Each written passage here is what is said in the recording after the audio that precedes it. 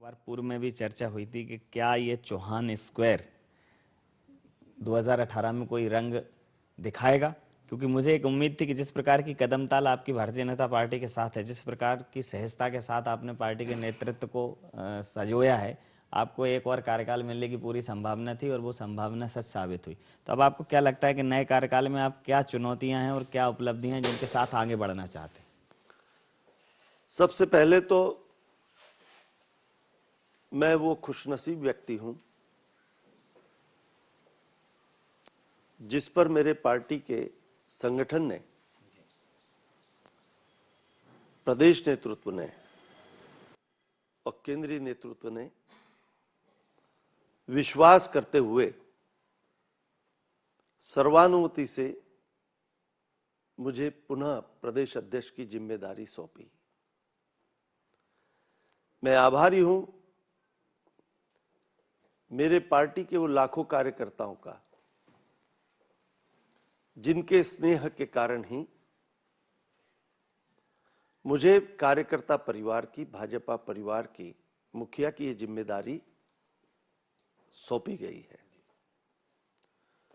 और इस पद पर रहते हुए मेरे एक एक कार्यकर्ता को हम सक्रिय कर इस प्रदेश में भारतीय जनता पार्टी ने जो कीर्तिमान स्थापित किए हैं, माननीय शिवराज सिंह चौहान के नेतृत्व में इस प्रदेश ने जो ऊंचाइयां हासिल की है और जिसके कारण जनता का जुड़ाव भारतीय जनता पार्टी के साथ बढ़ता चला गया और तीसरी बार शिवराज जी के नेतृत्व में मध्य प्रदेश में भाजपा की सरकार बनी,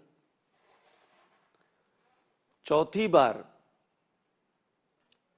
शिवराज जी के नेतृत्व में मध्य प्रदेश में भाजपा की सरकार बनाने एक एक कार्यकर्ता को सहेजते हुए, सक्रिय करते हुए हम मिशन 2018 को पूरा करेंगे। चौहान साहब, एक और बड़ी बात कि जिस प्रकार से रतलाम और झाबुआ के जो उपचुनाव में भारतीय जनता पार्टी को एक हार का सामना करना पड़ा, कांग्रेस उस जीत को दिशा सूचक मान बैठी है। कांग्रेस उस जीत से ये एक पूरे प्रदेश के परिदृश्य पर छाने की उम्मीद कर रही है और कांग्रेस कह रही है कि भारतीय जनता पार्टी के प्रति लोगों का मोहभंग हो गया है, शिवराज जी के प्रति लोगों की आसक्ति खत्म हो गई है, कार्यकर्ता हताश और निराश है। आप उस हार को और कांग्रेस की इस प्रतिक्रिया को किस दृष्टिकोण से देखेंगे? कांग्रेस इस भ्रम में रहे, मध्य प्रदेश में शिवराज सिंह चौहान एक ऐसे जननायक है, इस प्रदेश के जन जन के मन में, हृदय में उनका अपना स्थान बन चुका है। इस प्रदेश की जनता उस जननायक को प्यार करती है, उसकी बात पर भरोसा करती है।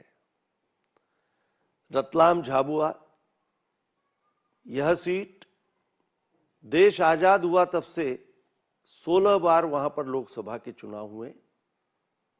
हम 2014 में मात्र एक बार विजयी हुए थे। अभी भी हम जीतने के लिए ही चुनाव के मैदान में थे, लेकिन इस बात को कांग्रेस यदि ये भ्रम मान रही है, जो उनकी परंपरागत सीट है, उस सीट पर उनके विजय को यदि वो इस भ्रम में है तो वो इस भ्रम में रहे। और अगर परंपराओं की बात करें तो वर्तमान में जो मैहर का विधानसभा का उपचुनाव है वो भी कांग्रेस की परंपरागत सीट रही है। तो आपको क्या लगता है कि क्या अब ये परंपराएं तोड़ने का समय नहीं है? क्योंकि अगर परंपरागत दृष्टिकोण से देखें तो इस देश पर कांग्रेस ने 60 सालों से राज किया है और भारतीय जनता पार्टी ने तो परंपराएं ही तोड़ी हैं, लोकतंत्र में नई परंपराओं का निर्माण किया। तो आपको क्या लगता है कि अब जिस प्रकार से प्रदेश के नेतृत्व ने, केंद्रीय नेतृत्व ने आप में भरोसा जताया है, क्या मैहर के कार्यकर्ता उस भरोसे का मान रखेंगे और मैहर में इस बार भारतीय जनता पार्टी को विजयश्री हासिल होगी? मैहर विधानसभा का चुनाव भारतीय जनता पार्टी 101% जीतेंगी। मैहर में हमारे कार्यकर्ता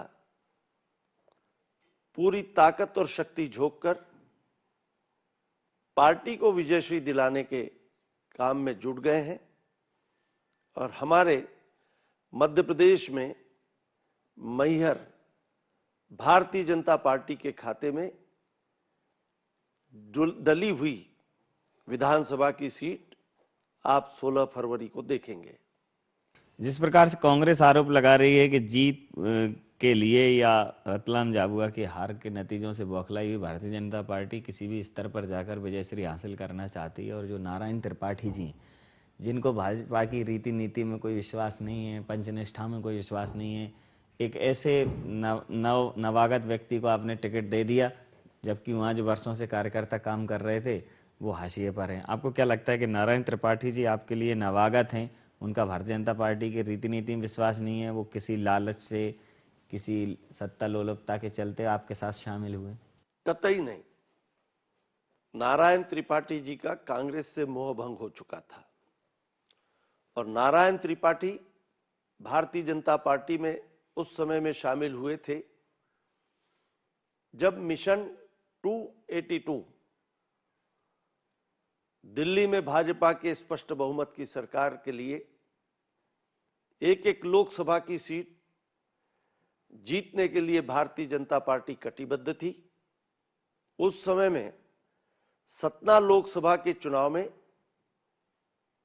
नारायण त्रिपाठी ने भाजपा को जिताने की जो भूमिका अदा की और उसके बाद नैतिकता के आधार पर उन्होंने कांग्रेस पार्टी और विधानसभा से त्यागपत्र दिया, वो पूरी तरह आज के परिदृश्य में राष्ट्रवादी पार्टी भारतीय जनता पार्टी को ताकत देना, ये अपना कर्तव्य समझकर वो भाजपा से जुड़े हैं।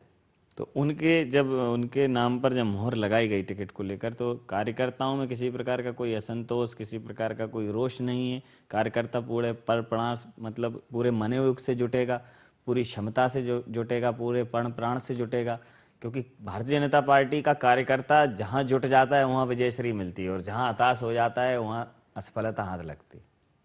मैहर में हमारा एक एक कार्यकर्ता इस चुनाव में पूरे मनोयोग से, उत्साह के साथ भाजपा को और नारायण त्रिपाठी को विजयश्री दिलाने के काम में जुट चुका है।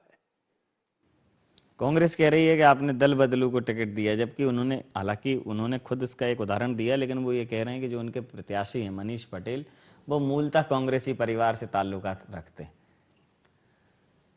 भारतीय जनता पार्टी इसका निरंतर देश भर में विस्तार हो रहा है।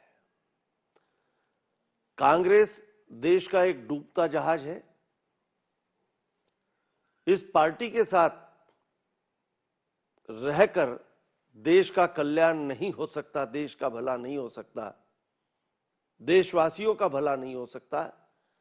ये सुनने समझने वाले बहुत बड़ी संख्या में कांग्रेसी लोग भी है जो कांग्रेस का दामन छोड़ रहे हैं और राष्ट्र हित में भारतीय जनता पार्टी, ये एक राष्ट्रवादी पार्टी के साथ जुड़कर ही हम देश के लिए, देश के निवासियों के लिए, देशवासियों के लिए और अच्छी भूमिका में काम कर सकते हैं। यह समझने वाले अनेक लोगों में नारायण त्रिपाठी भी है। जी, अगर केंद्रीय नेतृत्व के परिदृश्य पर नजर डालें, प्रदेश के नेतृत्व के परिदृश्य पर नजर डालें, तो जैसे प्रदेश के नेतृत्व ने, केंद्रीय नेतृत्व ने आप में भरोसा जताया है, वैसे ही अमित शाह जी को भी दोबारा राष्ट्रीय अध्यक्ष बना दिया गया है। शाह जी के साथ आपके पहले कार्यकाल में भी आपने बहुत चीज़ों के समागम को आगे बढ़ाया होगा, बहुत कदम ताल करी होगी। अब आपकी संगठन के स्तर पर सबसे मुख्य जो आपकी कार्य योजना है वो क्या है? अमित शाह जी हमारे राष्ट्रीय अध्यक्ष एक दूरदृष्टि रखने वाले नेता हैं। उनके राष्ट्रीय अध्यक्ष बनने पर भारतीय जनता पार्टी को देश भर में और ताकत मिलेंगी। और मध्य प्रदेश में हमारा एक ही लक्ष्य है कि इस प्रदेश में भारतीय जनता पार्टी की सरकार ने और संगठन ने समन्वय के साथ इस प्रदेश में कांग्रेस पार्टी को हर मोर्चे पे असफल किया। जनता भाजपा के साथ जुड़ चुकी है। जनता का ये अटूट विश्वास, ये धरोहर है हमारी। हमारे पार्टी के जननायक माननीय शिवराज सिंह चौहान पर इस प्रदेश की जनता बहुत भरोसा करती है। और शिवराज जी पर भरोसा ही नहीं, शिवराज जी को दिल से प्यार भी करती है। मध्य प्रदेश की ये भारतीय जनता पार्टी के पक्ष में एक विशेष घटना है। उस जननायक के साथ पूरी पार्टी, पूरा संगठन और एक एक कार्यकर्ता कंधे से कंधा मिलाकर आने वाले समय में हमारे सरकार की योजनाओं का जन जन में प्रचार और प्रसार करके जो मजबूत कदम इस प्रदेश की जनता के लिए हमारी सरकार ने उठाए हैं, फिर वो प्रदेश की सरकार के उठाए हुए कदम हो या केंद्र सरकार के उठाए हुए कदम हो, हमारे कार्यकर्ताओं के माध्यम से वो सारी योजनाएं और वो सारे काम जो जनहित में हुए हैं उनको जन जन तक पहुंचाने का काम भारतीय जनता पार्टी के कार्यकर्ताओं की फौज करेंगी। जी, मध्य प्रदेश को लेकर आप आश्वस्त हैं और होना भी चाहिए। मध्य प्रदेश के परिदृश्य पे कांग्रेस कहीं भी अगर एक निष्पक्ष नज़रिए से देखा जाए तो आपके सामने अवरोध के रूप में कहीं भी खड़ी हुई नज़र नहीं आती। लेकिन जिस प्रकार से मोदी लहर की बात थी या अमित शाह जी की या मोदी जी की जुगलबंदी की बात थी, तो बिहार चुनावों के परिणाम ने एक करारी जो है शिकस्त दी है आपको और सोचने पर भी मजबूर किया है कि जिस प्रकार से बिहार के चुनाव के नतीजे रहे, अब आगामी अभी उत्तर प्रदेश में चुनाव हैं, असम में चुनाव हैं, इन सब जगहों पर चुनाव, पश्चिम बंगाल में चुनाव है। तो अब आपको क्या लगता है कि जिस प्रकार से भारतीय जनता पार्टी, आप जो कह रहे हैं कि प्रदेश की सबसे बड़ी पार्टी होने का गौरव हासिल कर चुकी है, उस गौरव गाथा को दोहराएगी या फिर ये जो अवरोध जो सामने खड़ा हुआ है वैसा कुछ मुश्किलों का सामना करना पड़ सकता है? बिहार में जितनी राजनीतिक पार्टियां चुनाव के मैदान में उतरी थी उनमें सबसे अधिक वोट भारतीय जनता पार्टी को मिला है। वहां हुए मतदान का 25% से अधिक मतदान भारतीय जनता पार्टी के पक्ष में हुआ है। सिर्फ समीकरण में ये सारे दल एक हो जाने के कारण उनके विधायक अधिक संख्या में जीत कर आए, लेकिन बिहार में हमारा मत प्रतिशत पहले से बहुत अधिक बढ़ा है।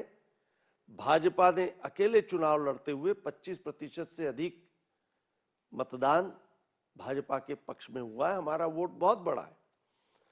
और इसी के साथ देश भर में महाराष्ट्र में चुनाव हुए, वहां हमें सफलता मिली। हरियाणा में हमें अमित शाह जी के राष्ट्रीय अध्यक्ष बनने पर सफलता मिली।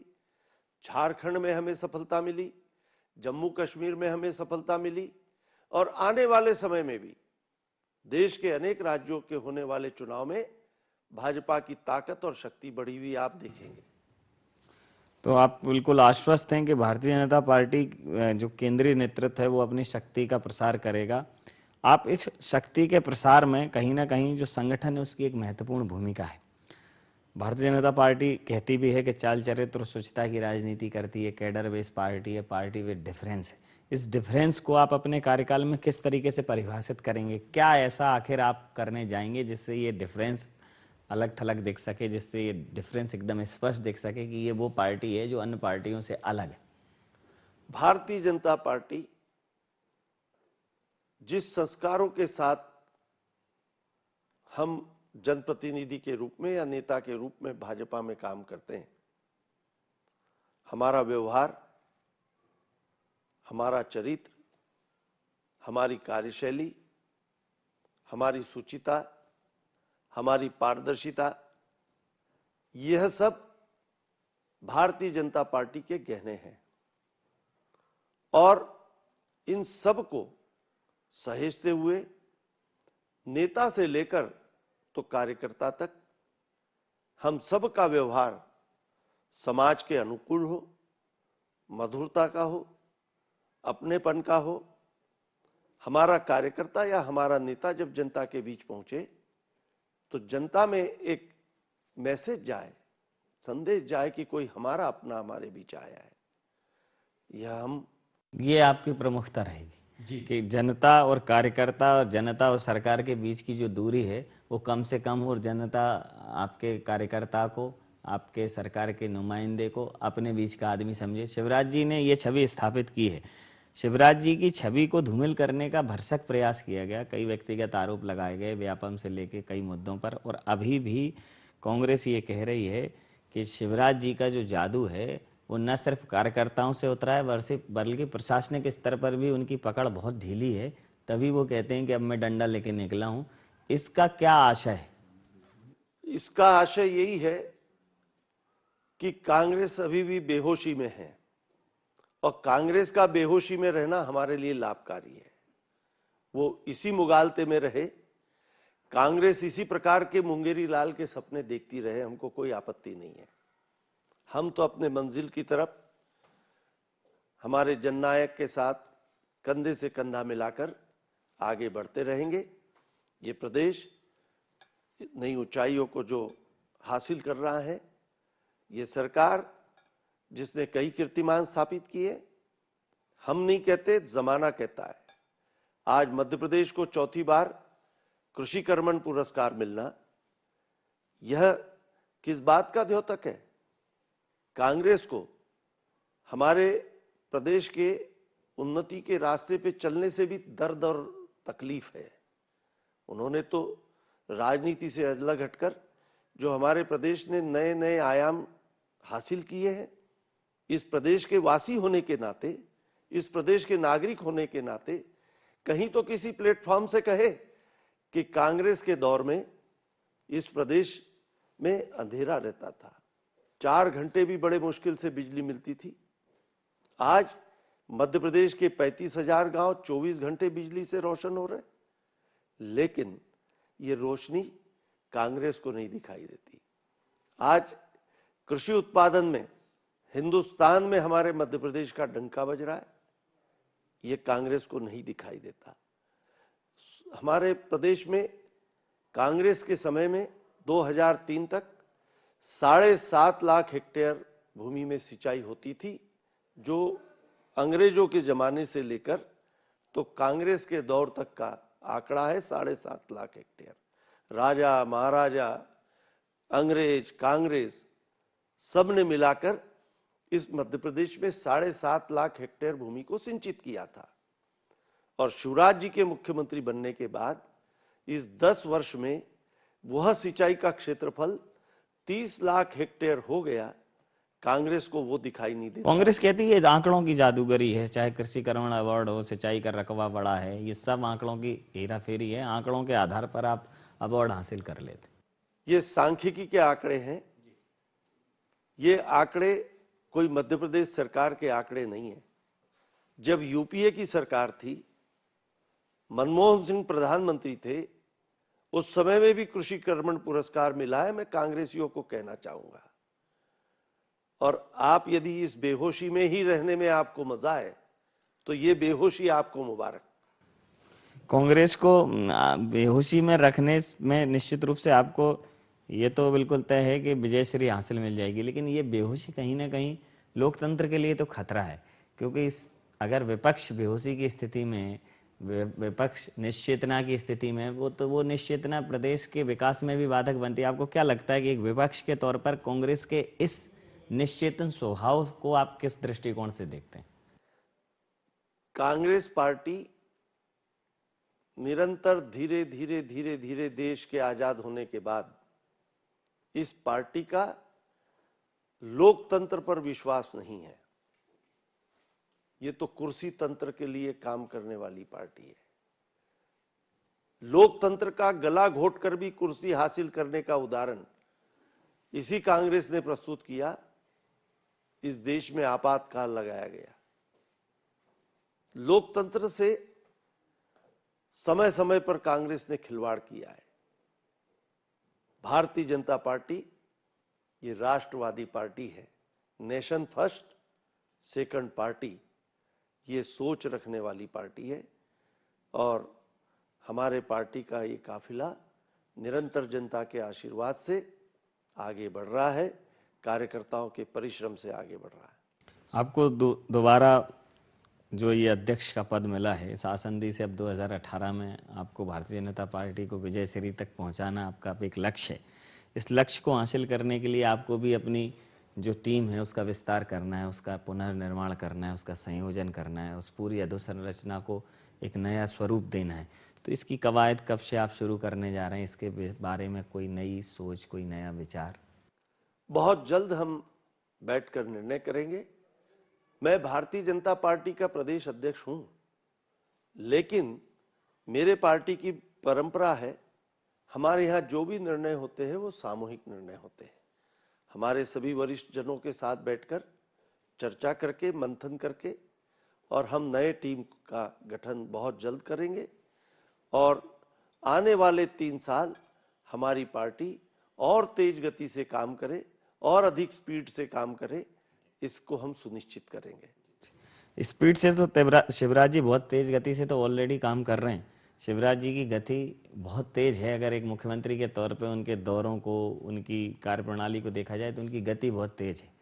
अगर वो गति जो है दिशाहीन हो तो एक्सीडेंट भी हो जाता है, लेकिन अगर गति के साथ दिशा हो तो फिर वो वेलोसिटी बन जाती। तो आप क्या वो दिशा चौहान साहब को दे पाएंगे कि वो दिशा के साथ उस दिशा सूचक को देखते हुए वो विजय स्तंभ तक पहुंच सके? देखिए, शिवराज जी गतिशील भी है और सूझबूझ के साथ उनकी गति है। वो हर कदम सधे हुए कदम रखते हैं।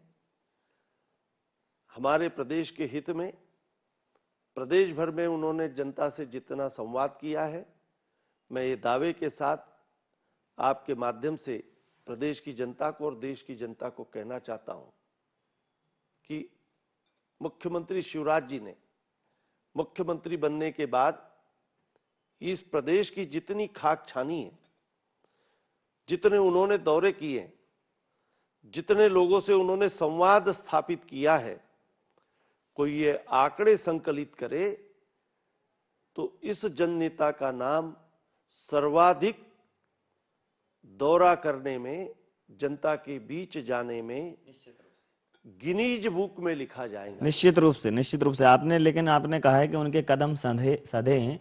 विपक्ष कहता है कि वर्तमान में तो शिवराज जी के हाथ बंधे हैं। उनका जो फ्री हैंड वाला जो एक स्वभाव है कि भाई फ्री हैंड दिया हुआ है शिवराज जी को, वो फ्री हैंड पे कहीं ना कहीं अंकुश है। केंद्रीय नेतृत्व तो कहीं ना कहीं शिवराज जी के ऊपर एक लगाम बांधे हुए है। मंत्रिमंडल के विस्तार को लेकर इस प्रकार की बातें सामने आ रही हैं। आपको क्या लगता है, ये महज कयास है? शिवराज जी की सर्वस्वीकारता में, शिवराज जी के फ्रीडम में कहीं कोई बाधा नहीं है? कतई नहीं। शिवराज जी निर्णय करने में पूरी तरह स्वतंत्र है। देश के प्रधानमंत्री माननीय नरेंद्र मोदी जी ने, देश के राष्ट्रीय अध्यक्ष माननीय अमित शाह जी ने और हमारे पूरे केंद्रीय नेतृत्व ने माननीय मुख्यमंत्री जी को पूरा फ्री हैंड दिया है कि प्रदेश के हित में आप जो कदम उठाएं उसके लिए हम आपके साथ हैं। और प्रदेश के संगठन ने भी माननीय मुख्यमंत्री जी से कहा है कि जनहित में, प्रदेश हित में जो आपको योग्य लगता है उसमें संगठन आपके साथ खड़ा मिलेगा। सरकार शिवराज जी को चलानी है और हमको संगठन चलाना है। प्रदेश में सत्ता और संगठन की जुगलबंदी किसी से छुपी नहीं है और वही कमोबेश दिखाई भी दे रहा है।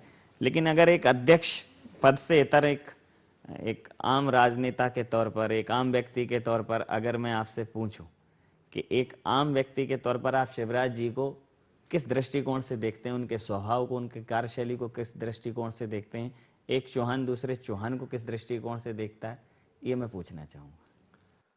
शिवराज जी मुख्यमंत्री है, इसको अलग रखते हुए यदि मैं शिवराज जी के व्यक्तित्व की बात करूं तो शिवराज नाम का व्यक्ति मध्य प्रदेश के वो नेक इंसानों में है जिसने राजनीति में कदम रखते से ही सिर्फ समाज सेवा ये मेरा लक्ष्य है, ये समझकर उन्होंने राजनीति में काम शुरू किया।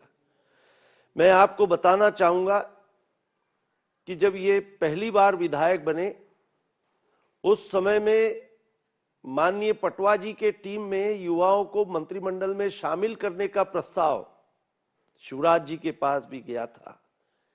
ये आंखें नंद कुमार की गवाह है इस बात की। लेकिन उस समय में शिवराज जी ने मंत्री बनने के प्रस्ताव को नकार दिया और ये कहा कि मैं मेरे संगठन के मजबूती के लिए काम करना चाहता हूं, मंत्री मेरे और कोई सहयोगियों को बनाए। और उनके युवा मोर्चा के दूसरे लोग उस समय में मंत्री बने। शिवराज जी ने संगठन को सेवाएं दी और निरंतर संगठन ने उनको जहां जहां जो जिम्मेदारी दी, युवा मोर्चा से लेकर राष्ट्रीय युवा मोर्चा के अध्यक्ष से लेकर राष्ट्रीय महामंत्री से लेकर तो प्रदेश के अध्यक्ष तक, जो भी काम, जो भी जिम्मेदारी पार्टी ने उनको सौंपी, उसको पूजा समझकर उन्होंने किया। मुख्यमंत्री तो नियति ने उनको बनाया, संगठन ने उनको बनाया, न उनकी मुख्यमंत्री बनने की कोई इच्छा थी। ये तो परिस्थितियां और नियति ने उनको मुख्यमंत्री के कुर्सी तक बैठाया। उस समय तक शिवराज जी को एक कुशल संगठक के रूप में हम और जनता देखती थी। मुख्यमंत्री बनने के बाद तो कुशल संगठक से अधिक एक कुशल राजनेता, एक कुशल मुख्यमंत्री के रूप में उन्होंने सवायापन करके दिखाया है और मध्य प्रदेश में विकास के नए आयाम उन्होंने जोड़े हैं और दुनिया को ये दिखा दिया है कि शिवराज सिंह चौहान ये एक कुशल संगठक ही नहीं, एक कुशल प्रशासक भी है। निश्चित रूप से आपने अपने नज़रिए से जिस प्रकार से शिवराज जी की प्रतिमा को गढ़ा है, प्रदेश की अधिकतम जनता, प्रदेश के लोग आपकी इस बात से इत्तेफाक रखते होंगे। और हमारे इतिहास में मत चूको चौहान, ये एक कथानक काफ़ी प्रचलित है। तो अब तो 2018 में एक लक्ष्य को दो चौहान सरसंधान किए हुए हैं, तो लक्ष्य निश्चित रूप से चूकने की संभावना बहुत कम है। आपको अध्यक्ष पद का पुनर्भार पद मिलने पर बहुत बहुत बधाई, बहुत बहुत आभार। और आप संगठन में नए नए आयाम स्थापित करें, एक सहज राजनेता के तौर पर, संगठन के कुशल मुखिया के तौर पर जिस प्रकार से पूरे संगठन ने आप पे भरोसा जताया है, वो भरोसा आपका कायम रहे, ऐसी हमारी शुभकामनाएं हैं। इस परिचर्चा के लिए बहुत बहुत धन्यवाद, बहुत बहुत आभार। बहुत बहुत धन्यवाद।